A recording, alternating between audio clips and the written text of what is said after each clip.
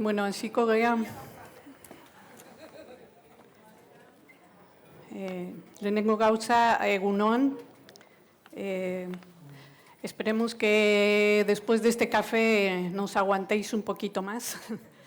Y bueno, os voy a presentar a nuestro siguiente ponente. Él viene de Sevilla, es Antonio Yáñez Domínguez, es antropólogo social y bueno, es un investigador y bueno, una de sus trabajos, bueno, trabaja como profesor titular en la Universidad de Pablo de Olavide en Sevilla. Y dentro de su extenso currículum podemos decir que ha trabajado en la Confederación Andaluza de Personas con Discapacidad y, bueno, dentro de sus también muchos méritos más relevantes, él ha hecho un trabajo, un proyecto sobre el impacto económico y social del proyecto de asistencia personal de Andalucía. Y es por eso que le hemos dicho que viniera a hablar un poco de ese proyecto y amablemente ha accedido. Entonces, bueno, os dejo con Antonio. Buenos días. Bueno, gracias, Norma, por tu presentación. Y, bueno, en primer lugar, quiero dar las gracias muy sinceramente a El Cartu, que cuando contactó conmigo para que viniera, bueno, pues a presentaros el trabajo que hicimos sobre el impacto de la asistencia personal, bueno, pues uno se siente y dice, bueno, realmente si en el País Vasco es donde más asistencia personal hay, ¿no? Entonces, dentro del conjunto de España, sois los que más asistencia personal, al menos estadísticamente, aparece, ¿no? Entonces, bueno, pues es un honor porque, aparte de poder presentaros en qué ha consistido el trabajo de evaluación de un proyecto concreto que ahora hablaremos, bueno, pues uno tiene la oportunidad de poder hablar, de poder aprender, ¿no? de cómo se gestiona el tema de la asistencia personal aquí en el País Vasco y en concreto en Guipúzcoa. Igualmente quiero celebrar que el Cartu haya dedicado pues, su tercera jornada al tema de la vida independiente. Como se ha dicho, ya Miquel y Rosa bueno, pues han dado mucha información de la cual bueno, pues yo voy a poder continuar y me han abierto como el camino de muchas de las cosas que quiero decir, ¿no? Pero en el año 2003 se celebró un congreso en Tenerife, que era el Congreso sobre Vida Independiente. Aquel congreso, bueno, pues puede decirse que fue como el punto de partida de lo mucho o lo poco que hay sobre el tema de la vida independiente en España. Yo tuve la ocasión de participar en aquel momento, por aquel entonces estaba haciendo la tesis doctoral y me di cuenta que estaba al mismo tiempo trabajando en la Confederación Andaluza y me di cuenta que verdaderamente tenía que dar un giro hacia lo que era el enfoque de lo que era la atención a las personas con diversidad funcional.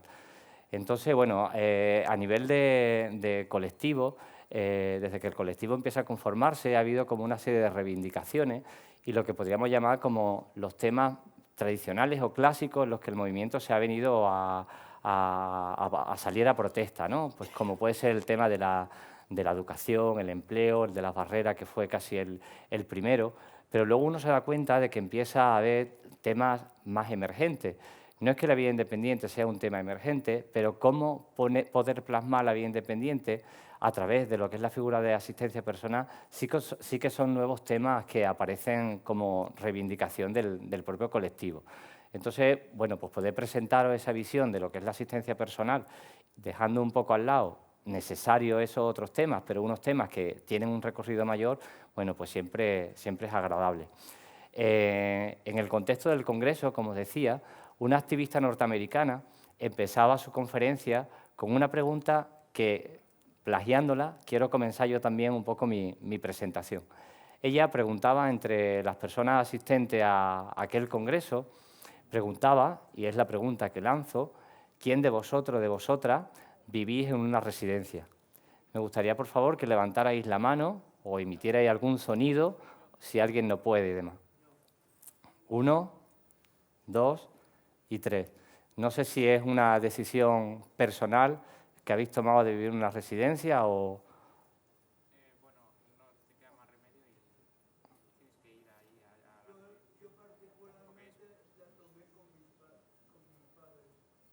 Vale. ¿Y por allí? Vale. ¿Usted entra como persona mayor, persona dependiente? Vale. Bueno, coincide que las 3 personas que viven en una residencia pues son personas que tienen una discapacidad, ¿no? Con lo cual llegamos a pensar que realmente aquellos que no tenemos ningún tipo de discapacidad, pues no elegimos ese modelo de vida para vivir. Con lo cual podemos entender que no es el proceso natural como modo de vida, pero se llega a naturalizar que en el caso de las personas con discapacidad es natural que cuando tiene una discapacidad severa, pues sea su modo de vida. Entonces, bueno, pues esa naturalización que se hace de la residencia, de vivir en residencia, también se puede desnaturalizar para entender que ese no es el modo de vida que la mayoría de las personas elegimos, ¿no? Entonces, en este sentido, muchas veces los profesionales orientamos por la cultura, digamos, de la institucionalización en la que nos hemos educado, muchas veces incluso los propios profesionales orientamos a ese tipo de recursos, ¿no? Y nos sentimos con el poder de que, bueno, pues son tus condiciones y es lo que la administración o es el recurso que te podemos ofrecer. Entonces yo creo que tenemos que ser un poquito más activistas, ¿no? Y cuando Norma hacía mi presentación, en las presentaciones a uno siempre lo presentan con su currículum, pero en el currículum siempre falta un detalle, ¿no? Y es qué le hace a una persona, a un investigador, a un profesor universitario, qué le hace dedicarse a estos temas, ¿no? Esa parte más de motivación personal no suele aparecer en el currículum. En mi caso, bueno, yo empecé a trabajar, cuando terminé la carrera, empecé a trabajar en una entidad, la Confederación Andaluza, y bueno, a partir de ahí, pues yo inicio mi recorrido en lo que es el tema de la discapacidad y actualmente, pues aunque trabaje en la universidad, creo que tengo un compromiso personal y en lo que me corresponde, creo que tengo la labor de, donde pueda incidir políticamente, pues así hacerlo, porque creo que es necesario ese cambio, ¿no? Entonces, bueno, pues en el sentido de esa desnaturalización de la vida independiente, y en este caso, como os decía, ya anteriormente se hablaba, bueno, nosotros confrontamos dos modelos, el modelo médico rehabilitador frente al modelo de vida independiente, ¿no? Entonces, bueno, pues en el modelo médico rehabilitador el centro de atención ha sido la discapacidad y todo se ha enfocado a rehabilitar la persona para que pueda seguir funcionando en el entorno. En este caso, los profesionales han tenido una labor muy importante porque son los que se ocupaban de hacer esa rehabilitación. En el momento en que empezamos con una transición hacia otro modelo, al modelo más social y en concreto al modelo de vida independiente, ya, bueno, pues la discapacidad deja de ser el centro para centrarnos verdaderamente en el entorno, que es el que discapacita fundamentalmente para poder tener una funcionalidad, bueno, pues como cualquier otra persona que no tiene discapacidad. Bueno, y aquí en este caso, pues lo que se tiende a alcanzar esa máxima de vida independiente. Esto es lo que popularmente hoy, y bueno, la viceconsejera del Gobierno vasco que estaba aquí antes ha hecho su presentación, ¿no? Lo que se conoce como el modelo centrado en la persona, ¿no?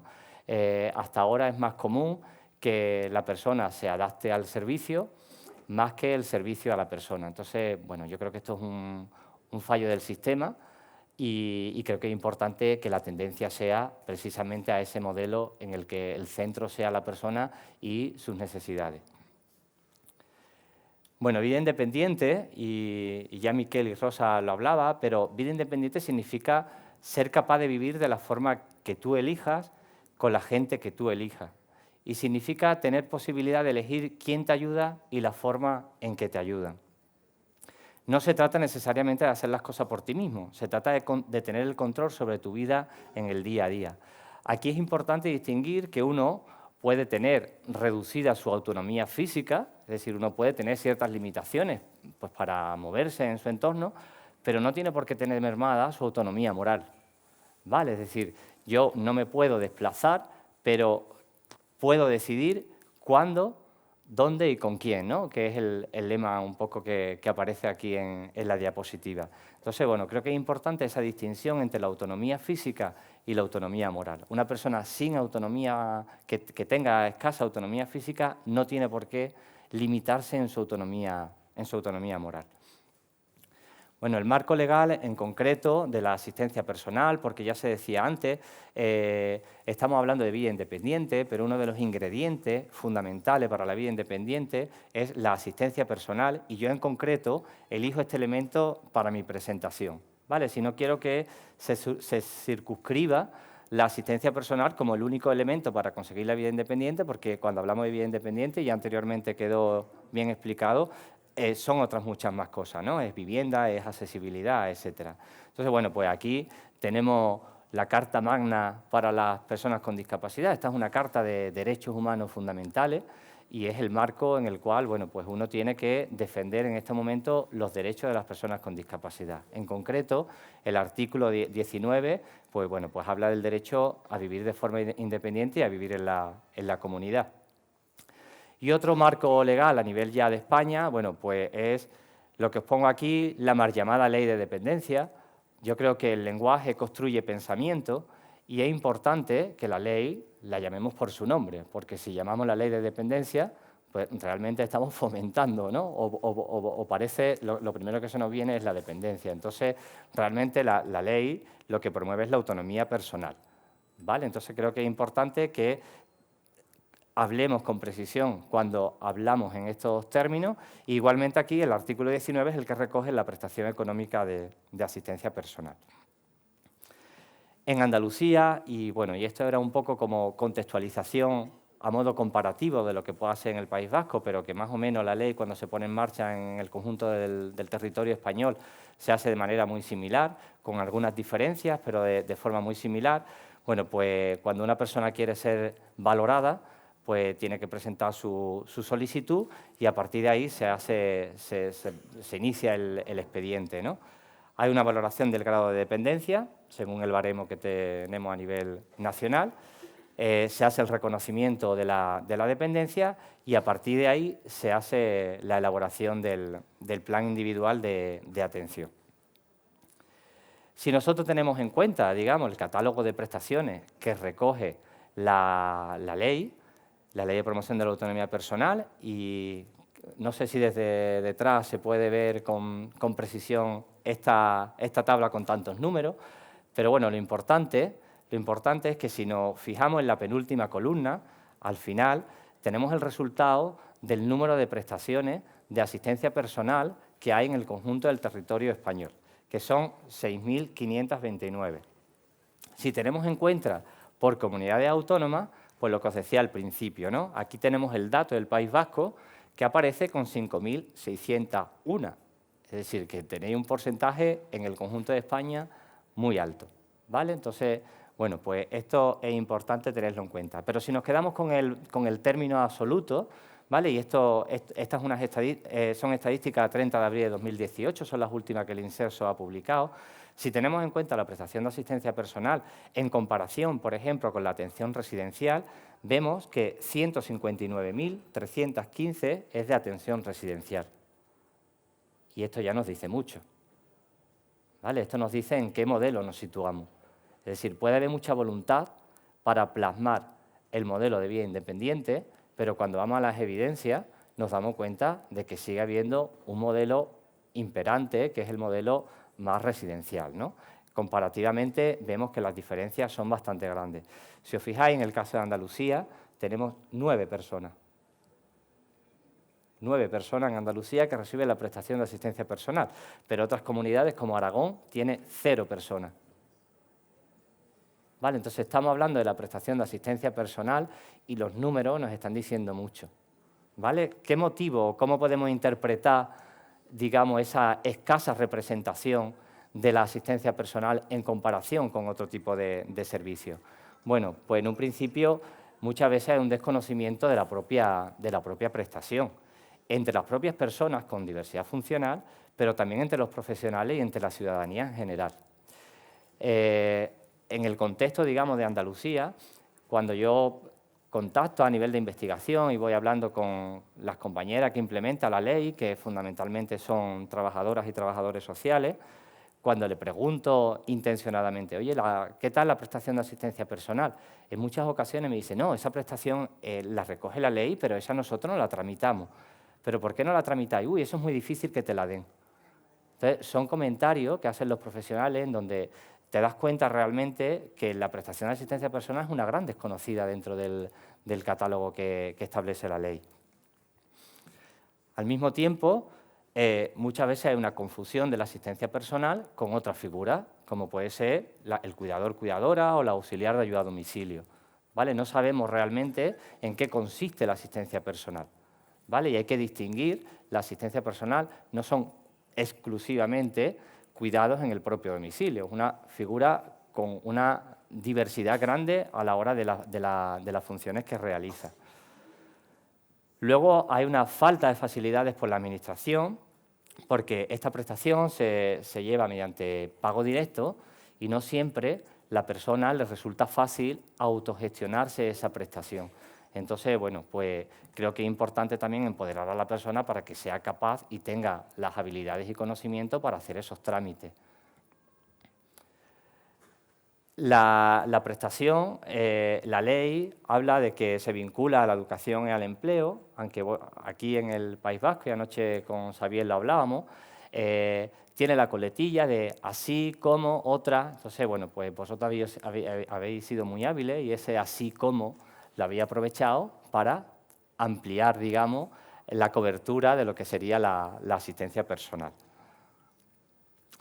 Obviamente hay una falta de voluntad política para darle un empuje a esta prestación, porque si hubiera voluntad política, evidentemente habría recursos económicos destinados a esta prestación.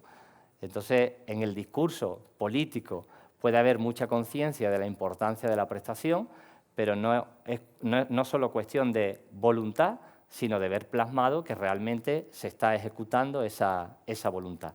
Y como os digo, bueno, pues deja mucho que desear en muchas comunidades autónomas al menos, ¿no? Bueno, ¿cómo llega, digamos, lo que es ese proyecto de vía independiente que nosotros hemos evaluado y del cual vamos a dar los resultados?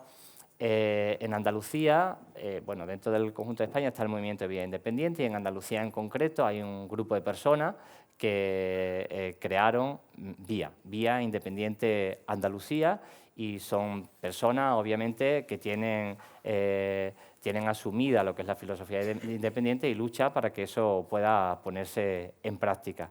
Y, bueno, dentro de la incidencia política que esta organización pequeñita hace, bueno, pues se reúne con los diferentes partidos políticos, ¿no?, para que en el Parlamento se discuta esto.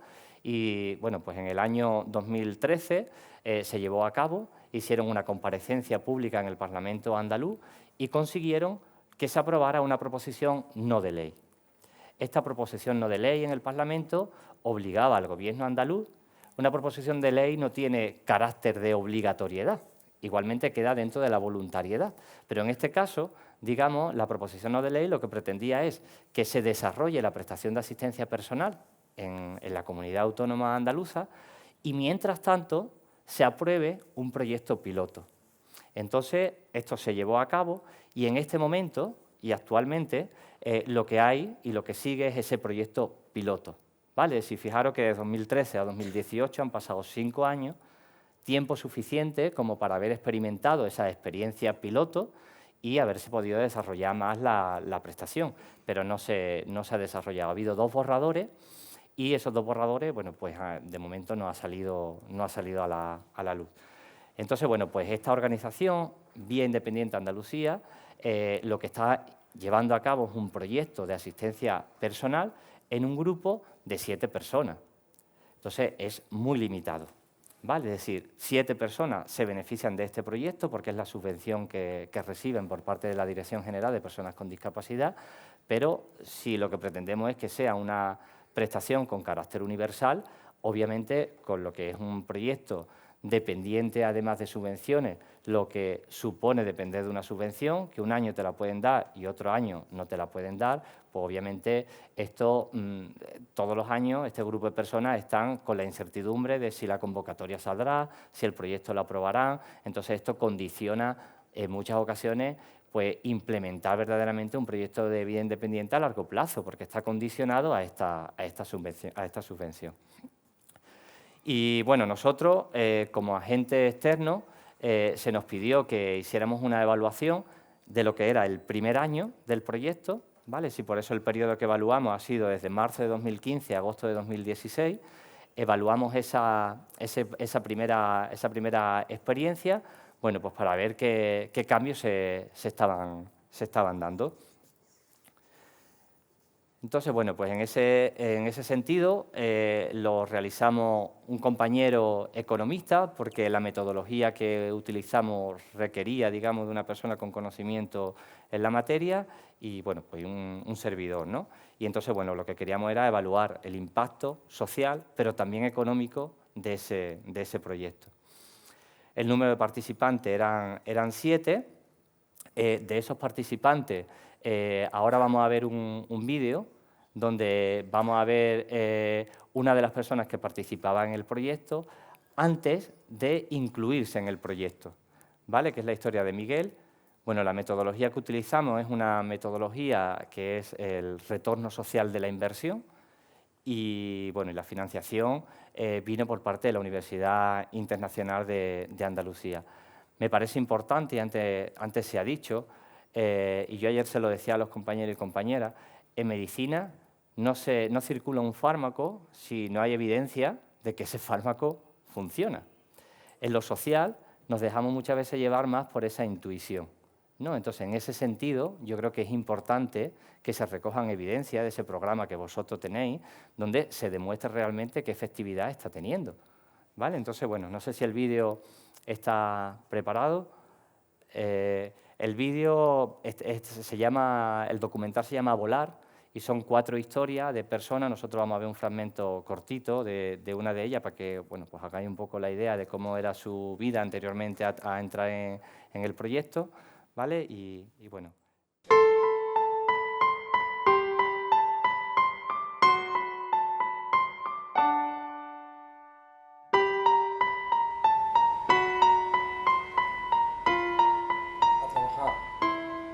Iniciar mis documentos. Ir 7 arriba. Ir 5 arriba. Pulsar entrar. Hola Mariola. Hola Miguel, ¿qué tal? Y ya que mañana voy a la playa, ¿sabes? Hola, qué bien. ¿Estás nervioso o no? No, que me olvido que voy a estar, porque estoy loco por esto. ¿Sí? Claro. ¿Cuántos años hace que no vas? Yo qué sé, por lo mismo no me puedo remontar antes del accidente, de 12 años por ahí. Uf. O sea, es una sensación, vamos, única. Mariola, otra cosa que te quería decir, que hoy es mi cumpleaños. ¡Hombre! ¡Felicidades! Muchas gracias. ¿Cuánto? ¿Se puede decir o Sí, no? no, creo que di 46. Sí. Anda, mira, pues de ahora es tu cumpleaños en la playa. Yo todavía no he visto el bañado tuyo, por ahí. Bueno, me baño sin bañador ni nada. Era desnudo. Me llamo Miguel. Hace 12 años tuve un accidente de tráfico cuando llevaba a mi hijo Andrés a que lo vieran sus abuelos maternos. Lola, mi mujer, había muerto 9 meses antes. Entonces comenzó todo. Lo primero que descubrí es la discriminación de años hacia los diversos funcionales. ¿Saben cuántas palabras existen para denigrar a un discapacitado? A veces lo comento con mi terapeuta. Tullida. ¿Tullida tú? Impedida. Flojo de remo. Eso es normal. Es normal tú. ¿Qué pasa? Minusválido. Menos vale. Ahora una más moderna, Miguel. Discapacitado. Menos capaz.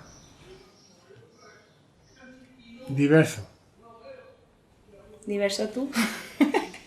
Y tú también. Diverso funcional. Yo. Lisiado.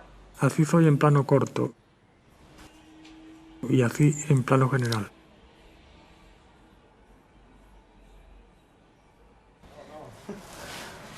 A Miguel que le interesa mucho yoga y el psicoanálisis. Sí, ya sé que no soy muy agradable de ver, incluso que algunas personas preferirían morir antes que verse así. Pero da la casualidad que yo quiero vivir dignamente. La gente se escandaliza cuando digo que no me cambio por nadie, pero es lo que siento. Todas las mañanas me despierto muy temprano, a la hora que otros van a la oficina, y tengo que quedarme en la cama hasta que venga la asistenta que manda el ayuntamiento. Ahora llamaré a Carmen, que como siempre estará en la azotea.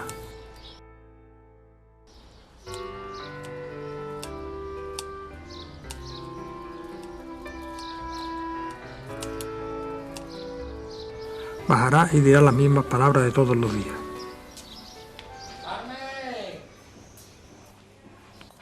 Toma una copita de agua. ¿Y te duerme una chispita? Hombre, Miguel, si tengo que ir por el pescado y las cosas y todo. Venga, voy a abrir la ventana. Manolo. Hola, buenos días. ¿Qué número salió en la Ciudad Iguales? 130. Vale, gracias. Hasta luego. A ver si me hay un poquito de suerte. Venga, gracias, ¿eh? Hasta luego. El 32 ahora mismo.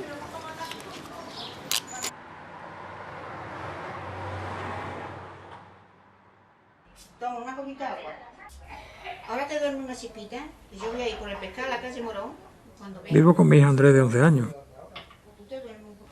con Carmela y con Joaquín, que son como de mi familia, que están medianamente bien, pero que ya superan los 70 años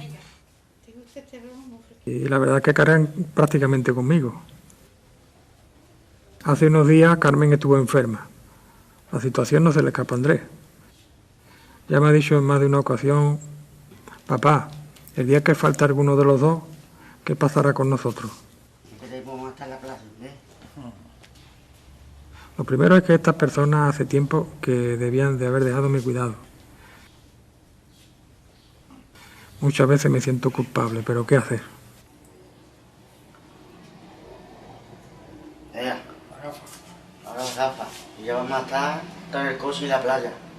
Antes que era más tarde.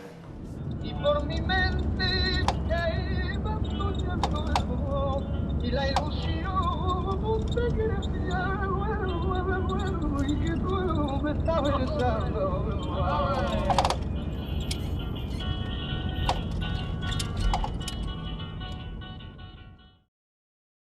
La historia de Miguel, el documental se llama Volar y lo tenéis en YouTube, las 4 historias de las personas que aparecen.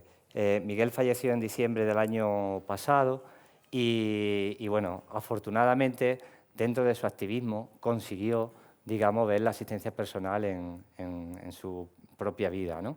Entonces, bueno, una persona que lo que comentábamos, ¿no? Estaba siendo cuidada por 2 personas, Carmen y Joaquín, que no eran ni su propia familia, y 2 personas que superaban los 70 años. Es indigno, digamos, de algún modo, que una persona sea atendida por unas personas tan mayores, por él mismo, pero también por las propias personas mayores que no tienen, digamos, edades de estar prestando esos cuidados, ¿no? Miguel, como habéis visto, es una persona considerada gran dependiente y era una de las personas que en el proyecto tenía más horas. Os voy a presentar ahora el perfil de esas 7 personas para que entendáis de algún modo quién accede a la asistencia personal o quién compone el perfil de este proyecto. Si tenemos en cuenta la diversidad funcional, un aspecto innovador, digamos, de este proyecto es que no solamente están las personas con diversidad funcional física, sino también las intelectuales. Esto es una gran novedad, ¿vale? Porque muchas veces parece que para las personas con diversidad intelectual no va esta prestación, ¿no? Y en cuanto al sexo, bueno, pues aquí aparece, eran 4 hombres y 3 mujeres. Y fijaros otro dato importante, 5 eran adultos, pero 2 eran menores. Entonces había personas con diversidad intelectual, pero también menores, que muchas veces pues igualmente decimos, bueno, pero un menor con capacidad de decisión, en este caso los menores coincidía que eran las personas con diversidad funcional intelectual y, digamos, estaba bajo la supervisión, tutela de su familia, ¿no? De su padre y su madre. Y en cuanto a la formación, es importante, y este dato yo creo que merece la pena igualmente la reflexión, 4 de las personas tenían estudios universitarios y 3 eran estudiantes. ¿Vale? Entonces, cuando se accede a esta prestación, yo creo que es importante tener en cuenta, digamos, el perfil. Y, en concreto, estas personas tenían un alto nivel de autonomía para tomar las decisiones sobre su propia vida, bien personalmente o bien su familia. ¿Vale? Entonces, muchas veces tenemos el miedo y nosotros que tras el proyecto hemos estado reunidos con el director general de Personas con Discapacidad en Andalucía, cuando estábamos trabajando el posible, digamos, decreto que regulara la asistencia personal, uno de los temores era, bueno, pues a ver si esto se nos va a desbordar. De entrada, no se va a desbordar este tipo de prestación. Esta prestación, hasta el momento, digamos, hasta que las propias personas os podáis empoderar para solicitarla y os veáis con capacidades, no es una prestación que vaya a tener una demanda, bueno, pues que ahora nadie quiera otro tipo de prestaciones y se pongan a favor de la asistencia personal, ¿no? Si fijaros el grado de discapacidad, todos superaban el 65%, ¿vale? Desde la persona con más discapacidad, que era Miguel, que tenía 99, ¿vale? Hasta el menor, que tenía el 67%. En cuanto al grado de dependencia, 5 estaban en el grado 3, 2 en el grado 1 y una persona estaba sin valorar. Podréis preguntar, bueno, ¿y cómo la persona sin valorar estaba en el proyecto? Pues precisamente porque es un proyecto, digamos, ad hoc a la ley, no forma parte, digamos, de la ley, ¿no? En cuanto al número de horas de asistencia personal, también había una variabilidad. Las personas, para solicitar la subvención, hicieron su propio proyecto individual y decidieron cuántas horas consideraban que necesitaban para ejercer su vida independiente. Entonces, había una persona, que es la que tenía menos, Gloria en este caso, que solicitaba 14, hasta la persona que necesitaba más horas, Miguel, que tenía 84 horas.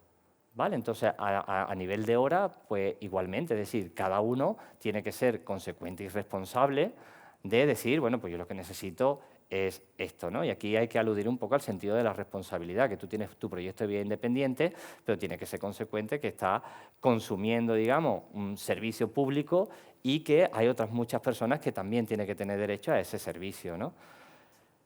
Y luego, en cuanto al número de asistentes personales, era un total de 12, aunque eran 7 personas, pero algunos de ellos, en el caso de Miguel y otra de las personas, tenían 3 y 2 asistentes personales, ¿vale? Porque, bueno, pues en el caso de Miguel, con 84 horas, pues obviamente la jornada laboral no podía ser de una sola persona, ¿no? La metodología que nosotros hemos utilizado, bueno, pues para ver cómo es el retorno que produce este tipo de programa. Bueno, pues hemos utilizado una metodología que se llama el retorno social de la inversión. Es una metodología que empieza en San Francisco, en California, y ha tenido una mayor expansión en Inglaterra. Esta metodología es innovadora en tanto en cuanto que no se centra exclusivamente en los efectos económicos, sino que tiene también en cuenta los efectos sociales y los efectos medioambientales. ¿Vale? En el caso nuestro, cuando evaluamos el proyecto, obviamente no había efecto medioambiental, pero la metodología como tal quiere, digamos, impactar en ese sentido. Yo siempre pongo una comparación cuando hablamos, digamos, del impacto que produce, bueno, pues a nivel social o a nivel medioambiental, y siempre pongo el mismo ejemplo. Yo digo, bueno, ¿por qué nosotros, ¿no? ¿Por qué la población somos cada vez más conscientes de que es necesario reciclar? Cuando reciclar cuesta dinero. Es menos costoso echar la misma basura en el mismo contenedor, que haya un único camión para hacer esa recogida, que clasificar. Sí, es más costoso una política medioambiental que una política no medioambiental, pero no nos cuestionamos realmente eso, porque sabemos que clasificando, digamos, vamos a tener un entorno más saludable para nosotros y para nuestras nuevas generaciones. Aquí pasa lo mismo. Es decir, hay cosas que no se pueden medir estrictamente desde lo económico. Hay cuestiones que tienen un valor extrafinanciero y es importante tenerlo en cuenta. Y ese valor extrafinanciero, en lo que es la metodología esta, también se le da un valor económico. ¿Vale? Entonces, para dar ese valor económico, esta metodología lo que utiliza son proxy, aproximaciones. Es decir, ¿cómo puedo valorar yo un determinado cambio que es difícilmente cuantificable porque no tiene un valor en el mercado? Bueno, pues voy a buscar una medida que se me asemeje al cambio que yo quiero que yo quiero medir. Y bueno, pues se hace, digamos, toda una confluencia de números y luego nos va a dar pues, un retorno. En este caso, en nuestro proyecto, bueno, esto era cómo recogimos los datos, ¿no? Que fueron, bueno, mediante entrevistas y para medir esos cambios es necesario, digamos, hacer las entrevistas. ¿A quién entrevistamos? Bueno, pues en esta metodología hay que identificar agentes de interés. ¿Quiénes son los agentes de interés? Bueno, pues entidades, personas que tienen una involucración directa en poner en marcha el proyecto en concreto. Entonces, bueno, pues nosotros entrevistamos a las propias personas con diversidad funcional, a las personas que habían ejercido hasta ese momento de cuidador, cuidadora principal, a los asistentes personales y a otros informantes, ¿no? Otros informantes clave, como fueron personas, digamos, de la administración pública y demás. Y bueno, los agentes de interés en concreto, nosotros incluimos y son agentes que van a recibir de algún modo un retorno. Ese agente era la Administración andaluza, la Dirección General de Personas con Discapacidad, porque era quien ponía, digamos, la subvención y es responsable de promover la política de discapacidad en la comunidad autónoma. Obviamente, vía Independiente Andalucía, porque era la ejecutora del proyecto, los propios asistentes personales, porque van a ser los que prestan el servicio, las propias personas con diversidad funcional y su familia, porque son las beneficiarias más directas, y por otro lado, la Administración General del Estado. Entonces, bueno, pues vamos a ir viendo, ¿vale?, cómo se produce el retorno en cada uno de estos agentes. Pero antes de ver el retorno por agente, fijaros cuál es el retorno en general. Por cada euro invertido, la asistencia personal hace una devolución social de 3,62 euros. Ya es positivo, ¿vale? Ya es un elemento en positivo. De cada euro, 3,62. La inversión total del proyecto, ¿vale?, del conjunto de horas, lo que cuesta el conjunto de horas que estas personas reciben y demás, era una inversión total de 202.026,53 euros y el retorno de 731.049,25. ¿Vale? Que, bueno, pues como os digo, lo más destacado es que por cada euro el retorno es de 3,62. Este proyecto en sí, este retorno, se avala igualmente por otra investigación que se hizo desde el Instituto Municipal de Personas con Discapacidad del Ayuntamiento de Barcelona, que también presta el servicio. Se hizo en este caso con un conjunto de 31 personas y el retorno que se daba en el Servicio Municipal de Barcelona era de cada euro 3,20. ¿Vale? Es decir, con lo cual era una cifra, bueno, pues muy similar a lo que nos sale a nosotros, e igualmente hay otro estudio realizado por ECODES donde evalúa el retorno que produce unos centros especiales de empleo y por cada euro invertido se retorna 3,94 a la sociedad. Entonces, bueno, estamos hablando de que la asistencia personal es positiva para la sociedad en su conjunto. Veamos cómo, digamos, es la distribución de ese retorno en cada una de las personas. Y en este caso, las personas más directamente beneficiadas eran las personas usuarias, ¿vale? Eran las que tenían un mayor retorno. En segundo lugar, era el entorno familiar, porque se produce una descarga de los cuidados, una descarga en que la persona que ejercía de cuidador, cuidadora principal, lo puede dedicar a otro tipo de actividades. En tercer lugar era la Administración General del Estado, ahora vamos a ver por qué, ¿no? Pero fundamentalmente por los ingresos que recibe cuando se realizan los contratos. En cuarto, los asistentes personales, luego la Junta de Andalucía y por último vía Andalucía, ¿vale? Es decir, con lo cual vamos a ver ahora dónde estaban los cambios más sustanciales en las personas con diversidad funcional. Si os fijáis, los cambios más sustanciales están en la mejora de las actividades fuera del hogar. Es decir, el uso del espacio comunitario, el compartir, el salir. Eso era el elemento principal más destacado. En segundo lugar, fijaros qué interesante, que sale la mejora de las actividades de la vida diaria. Es decir, mejoraban sus actividades ante una persona, un asistente personal, frente a su cuidador o cuidadora principal. porque muchos de ellos comentaban que el hecho de que, bueno, pues que sea una persona de su familia, de su entorno, no dignificaba, digamos, lo que era su cuidado, ¿no? Porque, bueno, había una relación, obviamente, en donde una relación familiar en la que es difícil decirle o imponerle cuando tú eres empleador, ¿vale? Entonces, en este caso, mejoraba también las actividades de la vida diaria.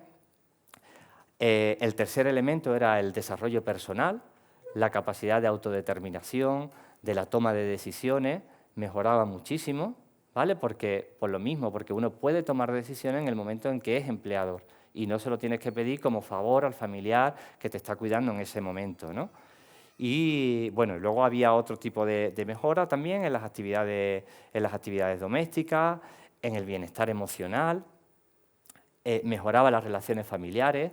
En concreto, cuando entrevistábamos al marido de una de las personas con diversidad funcional, decía, es que yo he mejorado la relación con mi mujer, porque yo ahora soy marido, no soy marido y cuidador. Ahora ya solamente ejerzo de marido. Entonces, yo he mejorado la relación con mi mujer. Entonces, se mejora incluso las propias relaciones familiares, una mayor participación social y una contribución al mundo laboral, ¿no? Esto era en un porcentaje muy pequeño porque, bueno, la mayoría de ellos no trabajaban. Aquí algunos testimonios de lo que las personas nos decían en las entrevistas y que avala de algún modo estas cifras, ¿no? Una de las personas entrevistadas nos decía, el hecho de tener asistente personal te permite salir mucho más a la calle y el movimiento del cuerpo que se produce se nota en el estómago y en ir al aseo, por ejemplo, se regulariza todo y la circulación incluso va todo mejor. Ese tipo de cosas, ¿no? En lo que notaba, digamos, sus cambios, en cosas que a lo mejor puede ser insignificante para cualquier persona que, bueno, pues que tiene una movilidad grande, ¿no? Pero una persona dependiente. Otro de los elementos, ¿no? Aquí refiriéndonos al bienestar emocional, nos decían el bienestar emocional fundamental, lo que mejoraba, ¿no? Decían el bienestar emocional fundamentalmente en saber que ciertas cosas que estaban, digamos, un poco en el aire, puedes tener la seguridad que la puedes tener más controlada, aunque con las situaciones nuestras los controles siempre son muy relativos, pero que son cosas que puedes tener un poco más controladas y eso emocionalmente sí te da tranquilidad. Entonces, la pregunta que yo me adelanto a lo que vosotros me podríais preguntar es ¿cómo se mide la tranquilidad? ¿Cuánto vale la tranquilidad? ¿Qué valor le damos a la tranquilidad? Pues en la metodología esta hay que buscar algo que sea un proxy, una aproximación para darle un valor, porque la tranquilidad tenemos que valorarla, ¿vale? Por muy relativa y subjetiva que pueda parecer. Bueno, en el entorno familiar había una mejora del bienestar material, sobre todo porque se reducen los tiempos que la persona cuidadora principal dedica a la persona con diversidad funcional y esa recuperación de horas para sí misma mejoraba en su bienestar emocional, volvía a salir el tema de la tranquilidad en la persona que ejercía de cuidador-cuidadora, más bien cuidadora, más tiempo libre para su ocio y mayores oportunidades para la búsqueda de empleo. Una de las madres, por ejemplo, de uno de los menores, tenía reducida la jornada laboral y con el proyecto tenía disponibilidad para incluso estar a jornada completa, ¿no? Y en este caso, bueno, me parece que la perspectiva de género aquí es importante verla, ¿no? Porque, bueno, pues la mujer la que se queda en el ámbito doméstico para los cuidados o en el caso de reducción de jornada se la pide ella y demás, ¿no? Bueno, aquí una nueva cita, ¿no? de lo que nos decía una de las personas cuidadoras principales. Dice, pues mira, si por ejemplo me voy a dar un paseo con una paz y una tranquilidad que antes paseaba también con paz, porque yo no soy de, si yo no estoy le va a pasar algo, porque las cosas pasan porque pasan y no vivo con esa angustia. Pero sí que es verdad que es muy distinto irte a pasear sabiendo que estás acompañado. Pero es que digo más, si yo me voy a dar un paseo y sé que mi hijo está en el gimnasio, es que soy muy feliz, porque antes no lo hacía. Y yo creo que él está haciendo ahora la vida que le corresponde y además las decisiones las está tomando él, ¿no? Entonces, es la madre de uno de los menores, bueno, pues la tranquilidad a la que hacíamos referencia antes, ¿no? En cuanto a los asistentes personales, ¿cuál es el impacto? Bueno, pues hay una empleabilidad y los salarios que reciben por su trabajo. Tendríamos que preguntarnos cuánto le vale al Estado una persona en desempleo, por el acceso a las prestaciones por desempleo que recibe y, en este caso, el impacto que tiene la empleabilidad, pues supone que estamos evitando el coste a la Administración del Estado, pero además estamos cotizando, con lo cual estamos ingresando. Y bueno, los asistentes personal también comentaba, que esto también es un valor, es que la experiencia de ese trabajo le hace adquirir conocimiento y habilidades para desarrollar su trabajo. Y esto, obviamente, perdura en el tiempo, ¿vale? Entonces, esa formación que va adquiriendo al mismo tiempo que presta el servicio, le da experiencia profesional.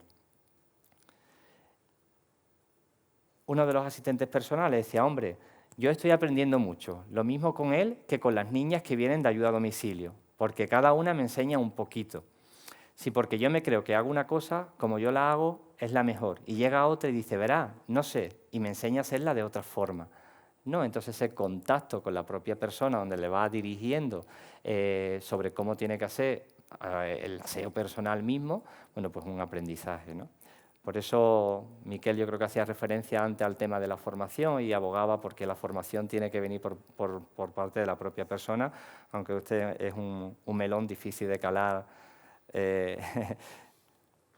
Y bueno, otro de los testimonios de los asistentes personal dice, pero después del tiempo que ha ido pasando, pues sí, me motiva bastante. Me motiva bastante porque ayudas a otras personas a sacar una sonrisa, que se ría diciendo una tontería. No, entonces, la motivación personal que tenían los asistentes personales era una motivación bastante alta, también en el trabajo que hacían.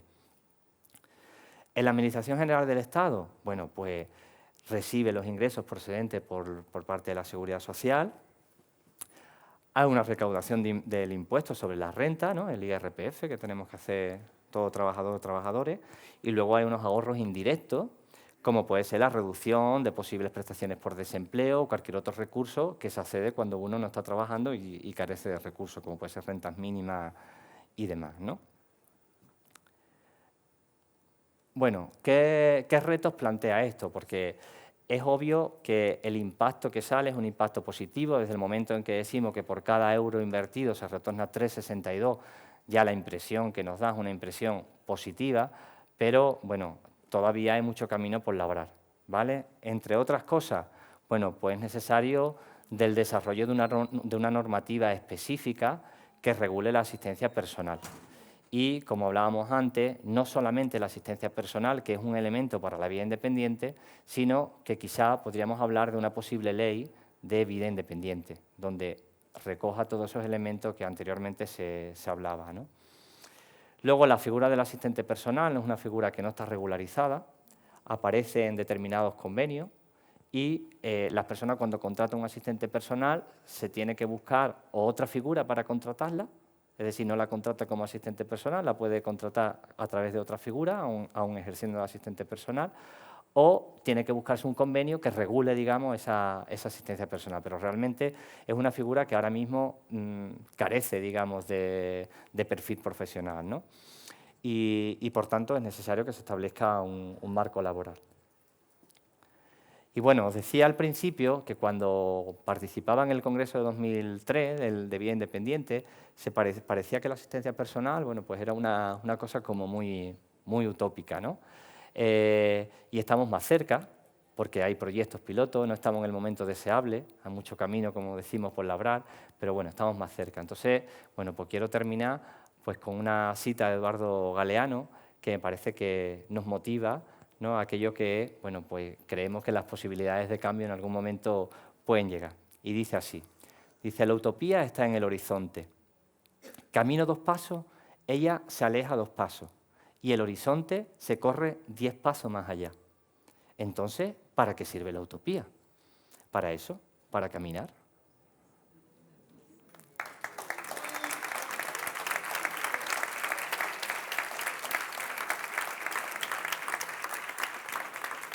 Aquí os he puesto mi correo porque, bueno, es totalmente accesible por si en algún momento os animáis a hacer algún tipo de evaluación y si la queréis hacer similar a lo que nosotros hemos hecho con la metodología, pues, por supuesto, el conocimiento está para compartirlo, así que lo que yo pueda ayudaros, pues, bueno, pues lo haré.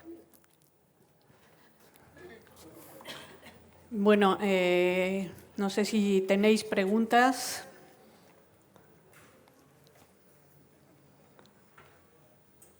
¿Nadie tiene ninguna pregunta?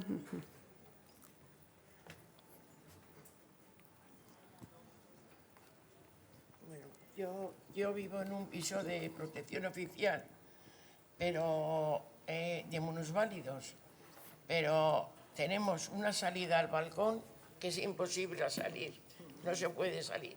Tiene una altura como esto. Claro, me han hecho para salir un apaño, pero claro, si estoy sola para volver, no puedo. Entonces, y el baño está en las mismas condiciones. Una ducha de 80 centímetros que no entras en ella. ¿En qué piso de minusválidos es ese? Y otra cosa, y las aceras que tenemos en Donosti, para ser una capital, se lo digo yo, que he estado fuera, en un pueblo pequeño daba gusto estar, en Amposta, en Tarragona. Daba gusto pasar por todas las aceras, porque era normal, lo que es para todo el mundo, nada más. Gracias. Vale, muchas gracias. Obviamente, en esas condiciones no se puede alcanzar una vida independiente.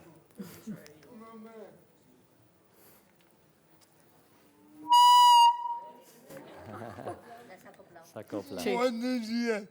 En primer lugar, pues quería dar las gracias porque te ha parecido una exposición muy buena y muy clara.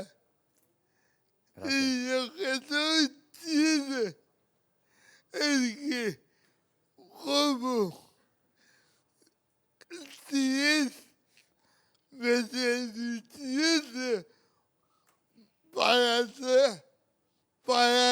sociedad, los asistentes personales, ¿por qué no hay más? Porque en tu estudio se ve la rentabilidad económica, que es muy importante, pero también es más la relatividad social. Me ha gustado muchísimo tu exposición. Gracias. Bueno, gracias a ti. Gracias a ti. Y lo de la estabilidad económica relativa, porque hay estabilidad económica para 7 y sujeta a subvención. Ya, pero me parece importante que por cada euro se beneficia a 10. Me parece fundamental. Muchas gracias por tu exposición. Bueno, yo os puedo asegurar que la gente de Vía Independiente allí en Andalucía son poquitos, como os decía, pero podríamos decir lo que popularmente se suele decir como moscas cojoneras, ¿no?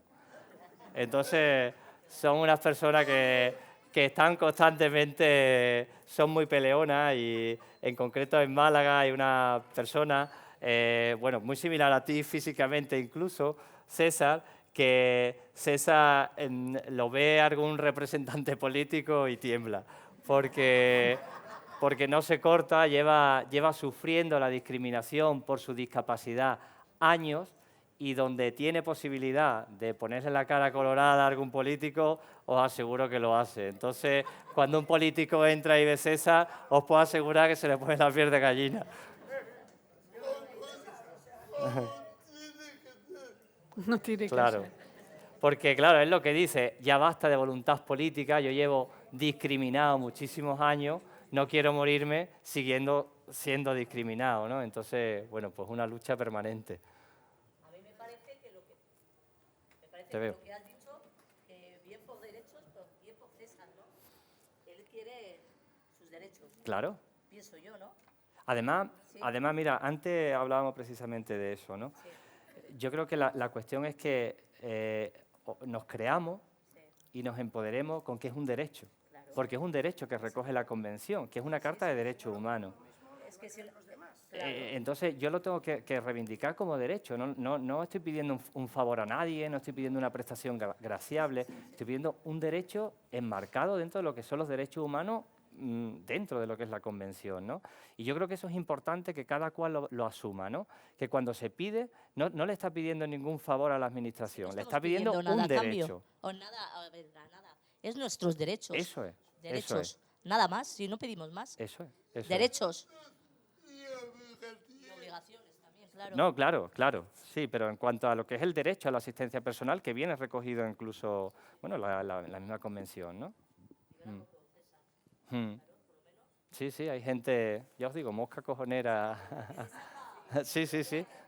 Eso. Lo que otros a lo mejor lo decimos de forma más asertiva, él lo hace de una forma... Sí, sí. Hola, buenos días. Buenas. Gracias por tu exposición. Yo quisiera decir que cuando vamos muchas veces a los servicios sociales y eso, pues muchos no sabemos a qué derechos tenemos y hay una desinformación bastante grande, tanto por parte del que solicita como por parte de los que nos tienen que dar la información verdadera. Porque yo quiero que cuando vaya a pedir una cosa me traten como a una persona que tengo derechos y tengo derechos también para exigir. Y no que me traten como un expediente, como un número, sino como una persona. Porque en la administración también muchas veces tienen dinero, pero yo no sé por qué, teniendo dinero, no dan a las personas para solucionar los problemas que necesitan. Porque yo puedo tener, me puede hacer falta una serie de cosas para mejorar mi vida, para salir a la calle, para andar por la calle y eso... Igual por mis propios medios no lo puedo conseguir, pero si acudo a la administración, esos problemas me pueden solucionarlos. Y sin embargo, teniendo dinero, sabiendo que tienen dinero, no te lo conceden tampoco. Y que piensen que ellos están en la administración que están para atendernos, no para estar ellos cobrando el sueldo y tenerse seguro su sueldo y los demás que nos quedemos sin poder vivir. Y luego, aparte de las necesidades de apoyo que yo pueda necesitar, también puedo tener otro tipo de necesidades, que eso yo no sé si cuando tú vas a pedir ayudas te hacen ver a la persona qué tipo de persona es, un estudio de la persona, qué tipo de persona es y qué tipo de necesidades especiales como persona pueden necesitar para vivir en la sociedad como otro cualquiera. Yo exijo eso, que sean más conscientes de que no somos un expediente número tal, que yo soy Marcelino Iriondo y soy una persona que me tienen que atender como es debido. Yo también responder a la medida que pueda a las necesidades que me obligan a pagar los impuestos correspondientes también. Muy bien.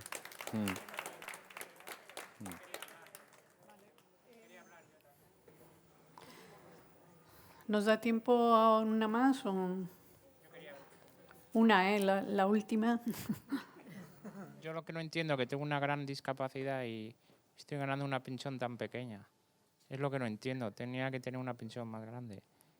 Porque a veces tengo gastos y no llego a todo. O sea. O ya me entienden. Sí, es que es un elemento fundamental y es que, y yo creo que ese concepto también es importante que lo vayamos adquiriendo y es que la discapacidad no nos puede costar dinero a la persona que tiene la discapacidad. porque entonces estamos haciendo una nueva discriminación. Si a ti por tu discapacidad a ti te cuesta dinero tener la discapacidad, estamos discriminando en ese sentido, ¿no?